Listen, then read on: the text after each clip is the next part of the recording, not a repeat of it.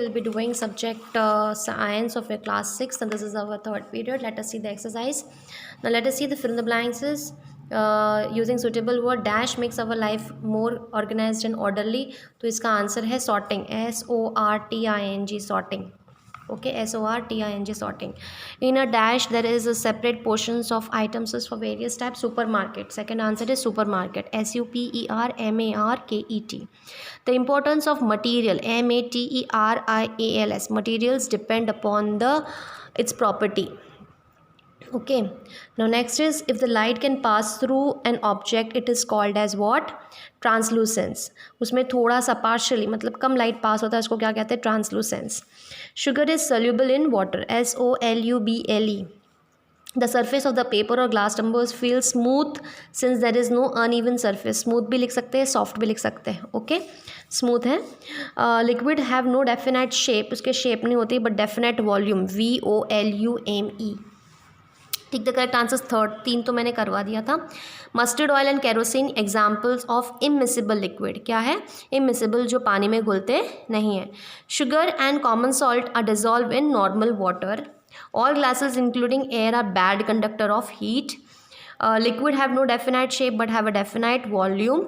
Okay, match the following.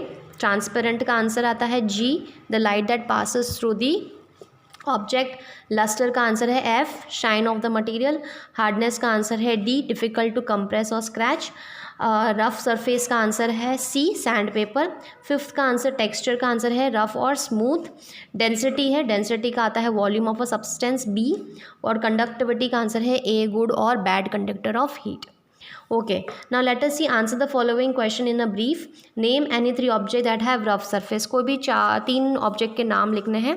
Page number 37 यहाँ पे texture वाले पैराग्राफ में. Bark of the tree, rock and sand paper. इसके अलावा आप दूसरे भी एग्जाम्पल्स लिख सकते हो. Write a short note on texture. Texture का शॉर्ट नोट यहाँ से शुरू करना है आपको, थर्ड लाइन से. The surface of the paper और glass tumbles feel smooth since they have no uneven surface and the bark are rough because they have an uneven and bumpy. ठीक है ना, ये आपको लिखना है.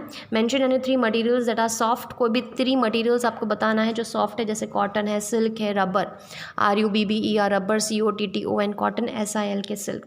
What materials are good conductor of heat. कौन से materials good conductor of heat होते हैं? पेज नंबर 39 लास्ट लाइन दिख रहा है आपको यहाँ पे.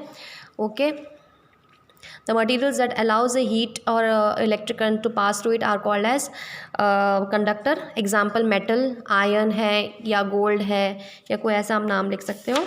फिर नेक्स्ट है what are materials a bad conductor of heat. यहाँ पे आपको मिलेगा टिडबिट में, the material that does not allow electric current to pass through it, और इलेक्ट्रिक करंट और हीट, यहाँ पे हीट लिखो. ठीक है ना. आर कॉल्ड एज इंसुलेटर्स को काटना है. इंसुलेटर्स भी कह सकते हैं, इनको बैड कंडक्टर ऑफ हीट कहते हैं. क्या कहते हैं? Bad conductor of heat. Okay, example आप लिख सकते हैं, वुड है, प्लास्टिक्स है, बैम्बू. आपको यहाँ पे एग्जाम्पल्स मिल सकता है. अब नेक्स्ट क्वेश्चन है, जैसे मैंने ये वाला तो करवा दिया था. How is grouping of the material advantages. Grouping of the material advantages, page number यहाँ पे. The sorting makes our life more easy and organised and timely. Placing और sorting similar things is called as grouping. Grouping make it easier for us to find the things that we need. और a good example of sorting can be in the supermarket. Okay, यहाँ तक आपको answer लिखना है, ये answer. Okay, second का answer. Next question है what is transparent and translucent material. Transparent and translucent material आपको यहाँ पे मिल जाएगा. डेफिनेशन यहाँ पे, transparent it allows light to pass through it, and translucent material it allows light to pass through partially. Example यहाँ पे लिखना है ट्रांसपेरेंट का ग्लास, और यहाँ पे एग्जाम्पल आप लिख सकते हो ऑयली पेपर. ठीक है ना, ऑयली पेपर लिख लेना. Next is define the solubility in water, give example. Solubility का मतलब क्या होता है, यहाँ पे आप इसको लिख लो. द प्रॉपर्टी लिखना है, the property of water to dissolve the substance is called solubility. Okay, this you will write. The property of a water to dissolve the substance is called as what? Solubility. और examples में आप ये लिख सकते हो यहाँ पे. ठीक है ना। Sugar is soluble in water where sand is insoluble. Okay, ये यहाँ से यहाँ तक आपको लिखना है और ये डेफिनेशन लिखोगे।